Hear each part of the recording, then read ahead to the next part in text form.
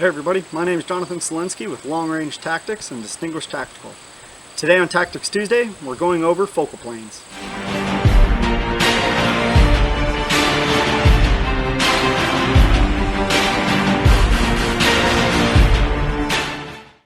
When we talk about scopes, you'll hear that it is either first or second focal plane.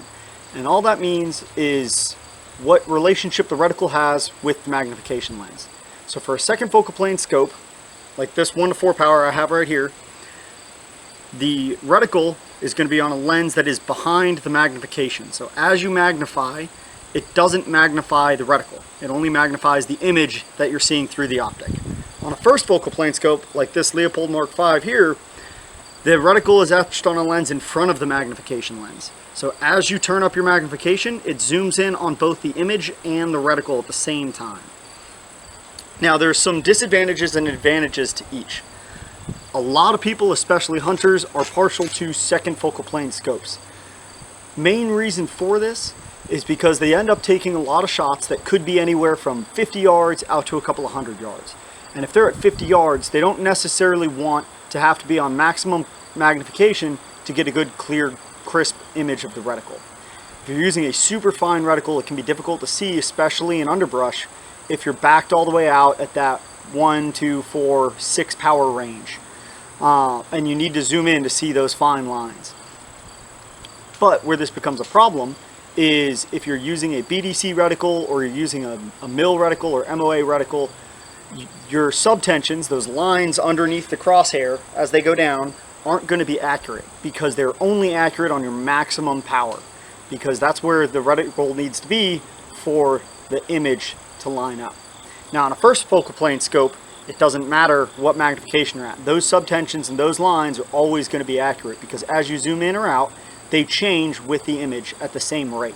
So you never have to worry about what magnification you're on. Now if you guys shoot long range competition, you're most likely going to see and want to use a first focal plane optic. Main reason for this is very rarely are you going to shoot on full magnification. For PRS type stuff, I never run mine past about 12 or 14 magnification unless I'm shooting a prone paper stage or a prone KYL rack where there's no real movement and I'm not having to find my targets once it's acquired. So if you're using a second focal plane optic, you're going to run into issues where your subtensions aren't accurate. If you're shooting something like 3-gun or hunting, you're probably going to want to go with the second focal plane option. Main reason is because you're going to have those close and far targets, so you're going to be switching between multiple distances, and you're going to need a reticle that you can see at both ranges, where that fine reticle from a first focal plane optic is going to be really hard to pick up at those closer ranges. Now you do have some optics that kind of run a hybrid between the two, so that you can still use a first focal plane optic for second focal plane applications. The best one that I've seen is the new Razor HD Gen 3. So it has a dot with a circle around it at the center of the reticle. So what this allows is when you're backed out to 1 power and it's illuminated, you essentially are using a red dot. You've got a nice big field of view so you can engage those close targets without having to worry about anything.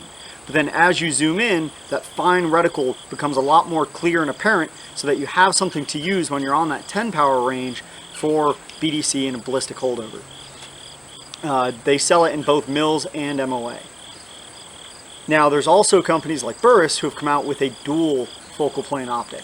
So it's got a second focal plane dot and circle, and then they've got a first focal plane BDC below that. So when you're on those close targets, you've got your big dot and that aiming circle, and as you zoom in, that dot and circle stay the same size, but again, you're going to see that BDC kind of come out at you as you zoom in. It gets a little bit more detailed, and you're able to use that for those longer range shots. Now there is no right or wrong answer for whichever you choose to use, as long as you are familiar and comfortable with using it. There are people that will argue that they can use second focal plane scopes for PRS type applications, but it requires a little bit more math because you have to true up the magnification for your optic, you have to make sure you've set it at the right spot, you're constantly checking your magnification, or you just have to dial every shot and you can't do holds, which don't always line up with the match director stage descriptions. And there's plenty of people nowadays, especially as PRS and those types of competitions have become more prevalent, that are hunting with their competition rifles. So they're using a first focal plane scope for a hunting application, which is absolutely doable. You just have to be familiar with your equipment. Hopefully we've answered some of your guys' questions. If you guys have more questions, go ahead and post them in the comments below, and we'll get you answers as soon as we can. Have a nice day.